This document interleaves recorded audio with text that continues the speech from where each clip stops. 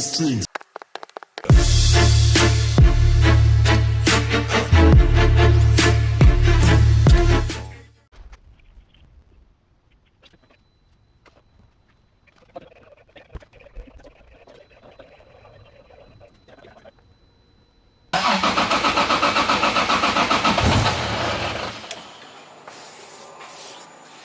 I think it's upset.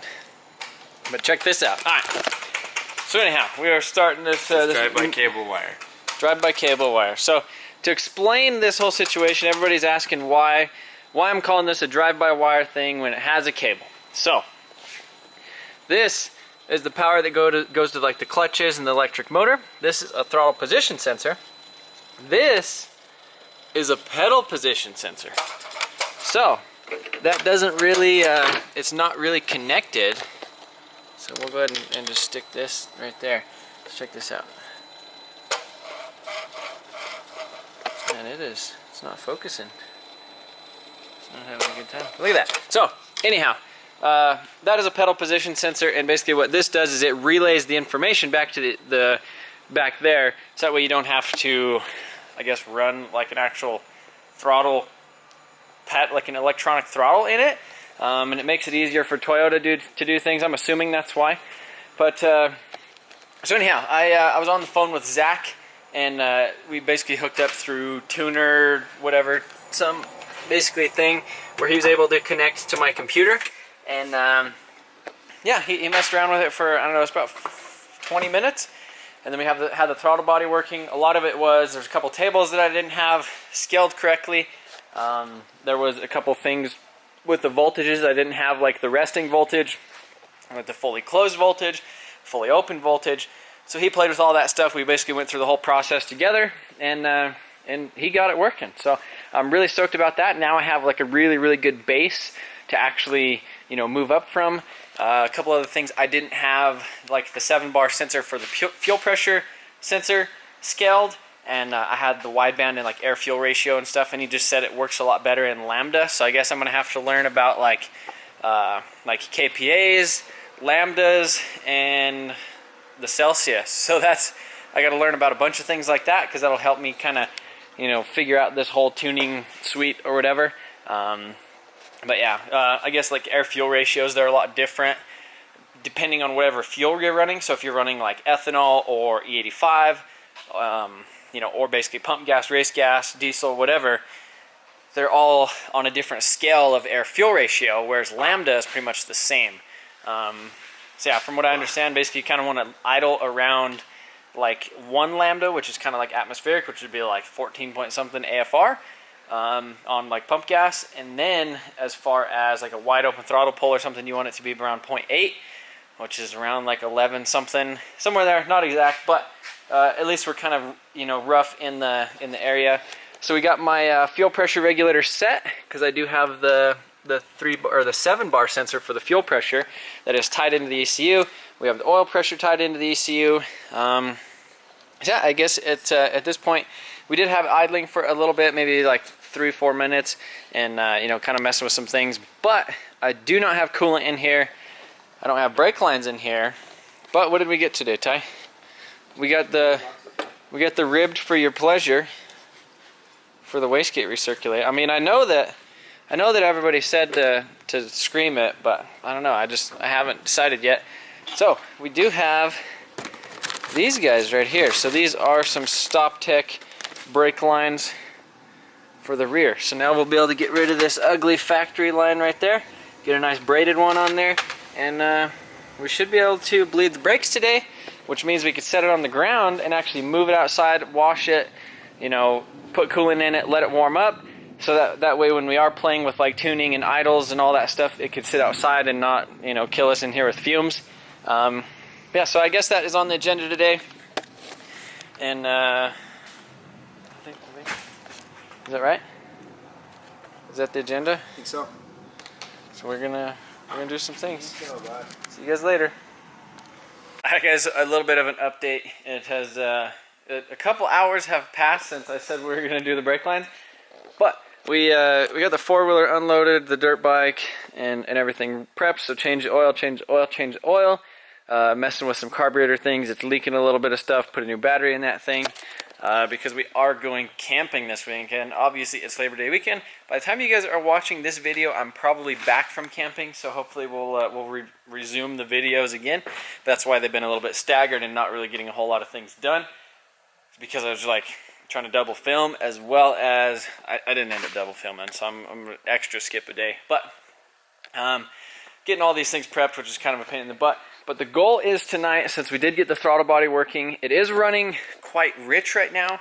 I think I might have to do some different scaling and stuff on the injectors, because it started and it was only at like 1 bar of like fuel pressure, which is like 15 pounds, and it ran beautiful. So we cranked up the fuel pressure, you know, and just basically used the digital gauge in the ECU to basically tell, bumped it up to 3 bar, which is kind of what I scaled them for, the 1500cc Deechworks injectors.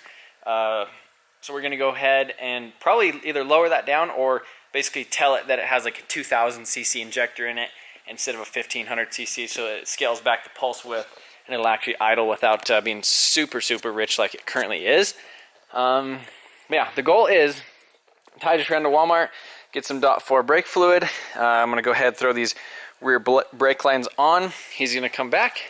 We're going to bleed them, and then I'm going to at least pull it outside. I don't have coolant in it right now. I don't have a serpentine belt. I don't have the power steering stuff hooked up, but I do have another power steering cooler coming for it, and then I should be able to run all the lines, mount the tank, do all that stuff, and then we could officially like put coolant in it, do a bunch of other stuff.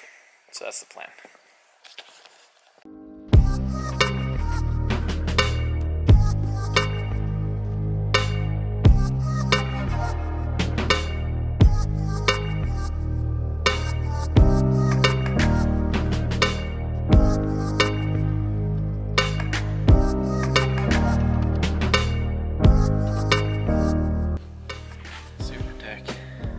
Supra tech.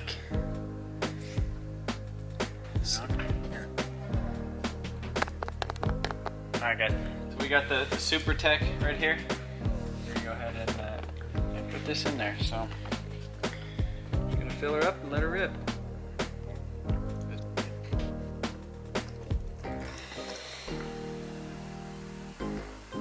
That's a week. Sounds like it's dripping. Yeah. You got your drip, bud. Oh, no. Why? Oh, bud, that's a ton. Oh, shit. Get some towels. Why is that? Oh, bud, you don't have a thing in the bottom here. Oh. This? Yeah. Why does it need one? Because it's an open hole. Well, how does it... Where does that go then? I don't know, get some towels. Well, I know.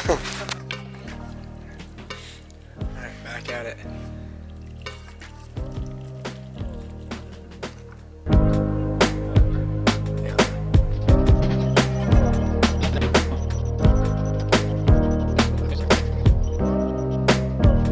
Alright, so we got the brakes all bled. That wasn't too bad of a process. At first we didn't think we were going to get anywhere with these back ones. They just weren't doing anything. Just push, push, push. Not even pushing air out of them. It was being kind of stupid. So, typically you have these, like the little vacuum bleeder thing that goes in that silly case right there on the ground. I'm sure a lot of people are familiar with the Mighty Vacs. But I lost it, and I don't know where it went. So this is my own Mighty Vac. So if you guys, there's one of those like vacuum things that you could, it's like pneumatic powered, so basically you could suck out like cooling systems, oil, stuff like that. You could put this like down your dipstick and pull oil out that way. The vacuum diaphragm on it right here just never really worked right. I got this thing basically with my toolbox a long time ago. So I went ahead and just put a fuel line hose on it with a little 6-an thing on it right there up to my AC, like vacuum pump. And man, this thing sucks really nice now. So hooked that up to the hose from the Mighty Vac and just sucked it for like a minute. We got fluid out of it, pumped it up, and now we got a solid pedal. So all we need to do is set it on the ground and I just hook up the battery. What does that mean, Ty? Is this a big day for the Supra? I think this is a big day for the Supra. Hopefully the Supra will move under its own power, which it should. I mean, try out the reverse. Should we do a burnout? No. Probably not, huh? Alright, well, We'll see.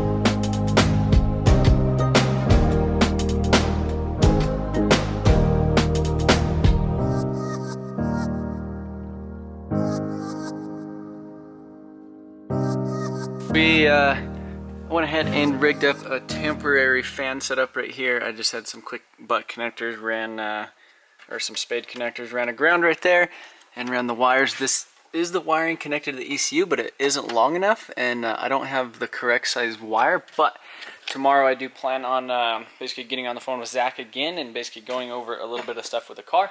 We did put water in it and lines and things like that, so we should be able to basically pull it outside, let it idle, let the fans kick on, the water pump, everything should work, and don't have to worry about it overheating. We could actually see actual coolant temp.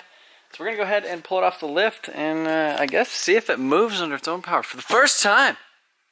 Tight. I'm stoked. I'm scared though. Like I've been like, yeah. I'm kind of like procrastinating because I'm like the anticipation of something not working and the clutch alignment. I think it'll be alright. We'll see how it is. We got brakes, we got clutch, we got headlights, we got taillights, we got a seat, we got alligator clamps to start the thing. We got some really, really thin wires for those big old fans. I guess we'll see what happens.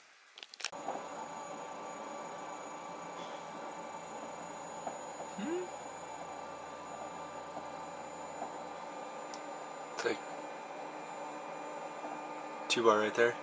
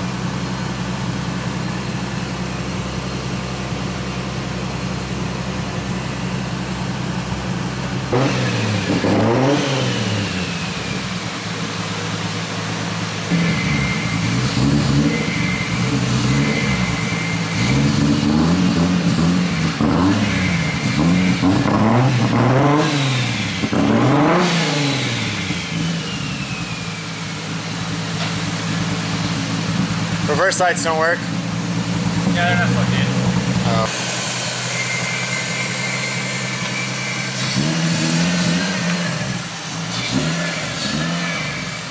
Maiden voyage, first time. Out the shop under its own power.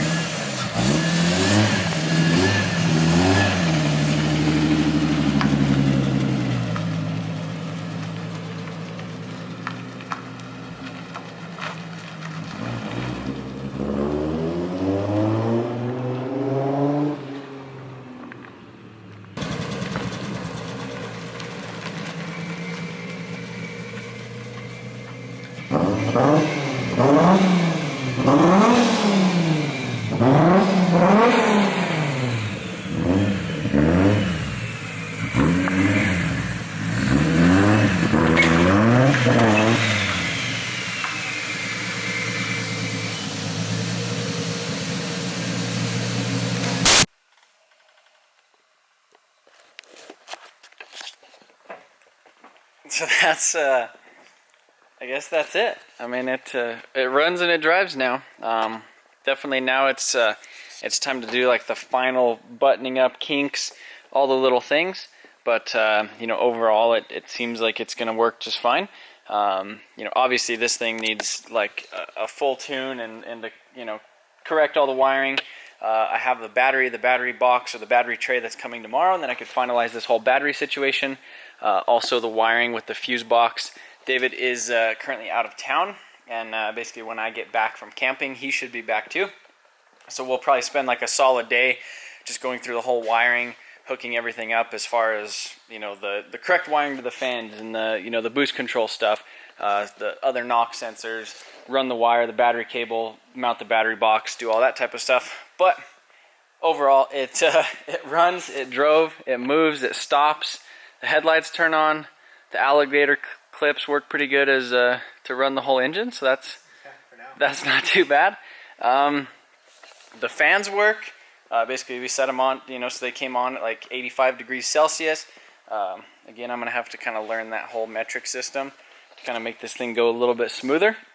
But I'm really, really stoked. The shifter feels good. The shifting feels, I mean, the tranny feels good. It didn't grind going in any of the gears. And it stops, and the headlights work, and it makes turbo sounds, and the exhaust sounds really nice. I like that exhaust. How did it sound driving away? It sounds good. It's got like just a really nice, like, deep, full tone. It's got that like I don't know. It's weird. Like 2Js sound different in Supras.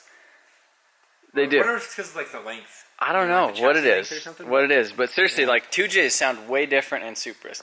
I appreciate you guys watching. Thanks for subscribing. Thanks for putting up with me for the past 2 years. You know, kind of kicking this thing to the side, but we're in the final stretch. We're making some progress. I think there's something weird with this wheel because it's kind of cambered in, but we got wheels coming, we got tires coming, we got things coming. We're gonna get her tuned. I'm excited. Hopefully you guys are excited. We got an interior too. See you guys later.